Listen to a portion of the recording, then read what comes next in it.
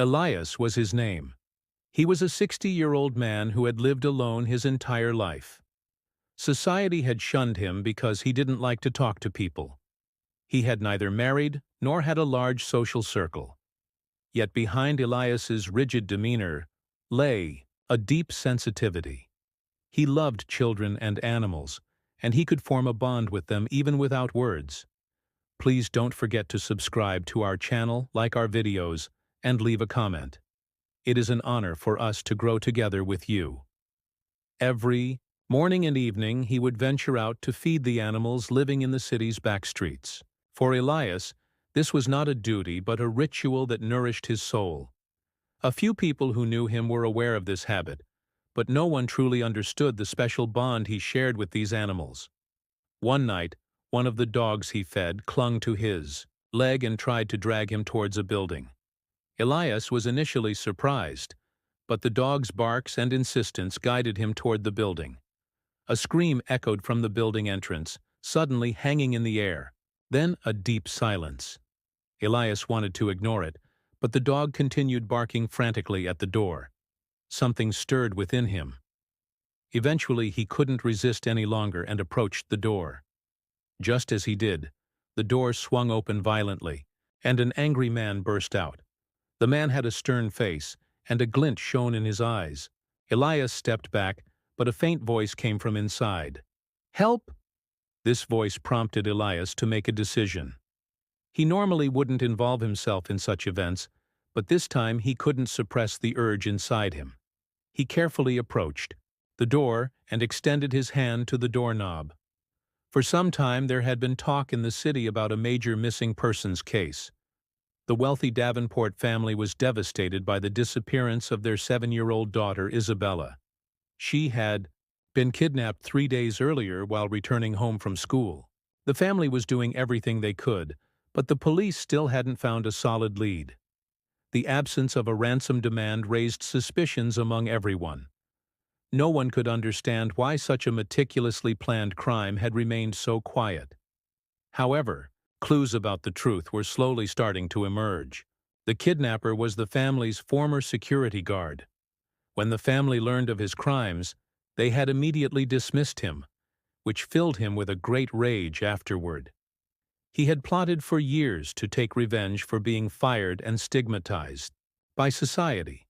However, the family never thought he would do something like this, and the police were investigating this connection. But no one knew where the little girl was, and Elias happened to be in the right place at the wrong time. When Elias opened the door, he saw a dimly lit room with overturned furniture, broken glass, and disarray. In the corner of the room, a small silhouette tied up with ropes was trembling. Something was clearly wrong.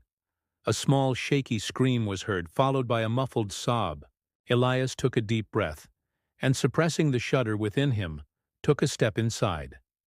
Just then, a shadow moved swiftly behind him. As Elias became aware of the shadow behind him, he instinctively sidestepped. The figure emerging from the darkness was none other than the kidnapper. There was a sickly rage in the man's eyes, and a knife gleamed in his hand. Elias quickly turned his attention to Isabella, who was tied up in the corner. Tears streamed down the little girl's face.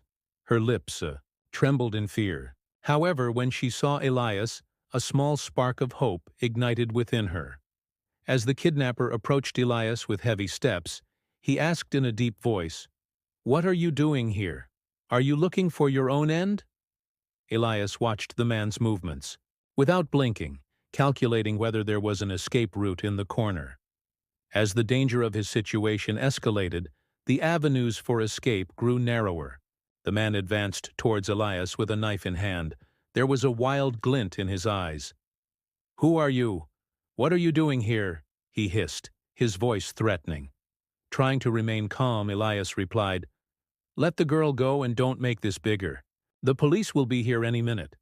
But there was not a trace of hesitation in the man's gaze. On the contrary, his eyes glinted with dark rage. "The police?" he mocked with a derisive smile. "No one is coming here, and you won't leave." Elias scanned his surroundings, looking for a way to escape.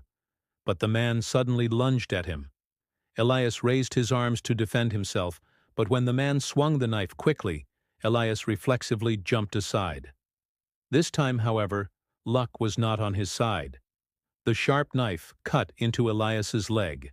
A hot pain spread throughout his body, but he couldn't give up. The man laughed, and, as he prepared to raise his knife again, Elias seized a broken chair leg as a last resort. He struck the man's wrist with all his strength, causing the knife to fly from his hand and fall to the ground. The man staggered back, but he still had no intention of backing down. Despite his injured leg, Elias tried to reach Isabella, but the man was about to attack again. At that moment, a deep and threatening growl was heard from outside. One of the dogs Elias had fed for years, along with a few other dogs, burst in. The dogs surrounded the man, growling. The kidnapper panicked and retreated. As he attempted to escape, one of the dogs seized his leg and knocked him down. Neighbors who heard the commotion called the police. As sirens approached, Elias, breathless, freed Isabella and took her in his arms. The man was desperately trying to flee, but the dogs had him cornered. Despite his injury, Elias didn't give up as he was dragged towards the door. Just as he stepped outside, the sound of sirens echoed in the distance. When police cars pulled up to the front of the building, armed officers rushed inside. Although the kidnapper struggled to escape the dogs, police officers aimed their guns at him and brought him to the ground. As the man writhed in desperation, a furious expression appeared on his face. "You've ruined me! This is not over!" he shouted, throwing threats. "The Davenport family will pay for this. I'll destroy them one by one." One of the officers quickly unfastened his handcuffs and grabbed the man's wrists behind his back. "You can talk about that in court," he said sternly. The kidnapper clenched his teeth and turned to Elias. "I'm not done with you either," he whispered, his eyes gleaming with malice. As police officers hauled him swiftly toward the patrol car, Isabella clung to Elias in fear. Isabella tightened her embrace around Elias, trembling. "That man always treated me badly. He hit me, but I was more afraid of what he would do," she whispered through her tears. Elias gently stroked the little girl's hair, saying, "You're safe now, Isabella. No one can hurt you anymore. I will protect you." Isabella leaned against Elias's chest, sobbing, comforted by the rhythm of his heartbeat. When her family arrived at the scene, Isabella ran and hugged her mother tightly. The Davenport family burst into tears of joy as they embraced their daughter. While her mother held Isabella close, her father approached Elias, his eyes brimming with tears. "You've done us a great favor. You saved our daughter. We don't know what we can do for you," he said with a deep breath. Her mother joined in, her voice still trembling. "Please, come to our home. We need to talk to you. We are grateful and want to help you." Elias hesitated for a moment. He had lived alone for years, and was not used to others being grateful to him. But when he saw the light in Isabella's eyes, he slowly nodded. "Okay, I will come," he replied in a weary but determined voice. As Elias was treated in the hospital, the Davenport family researched his past and learned he was a former war veteran. The bravery he displayed on the battlefield, the medals he received, and the struggles he faced after returning to civilian life came to light. When the father sat down in front of Elias, he took a deep breath and spoke seriously. "You're no ordinary person, Elias. It's clear how you acted in the face of danger. You are the one who kept my daughter alive, and that shows us how trustworthy you are.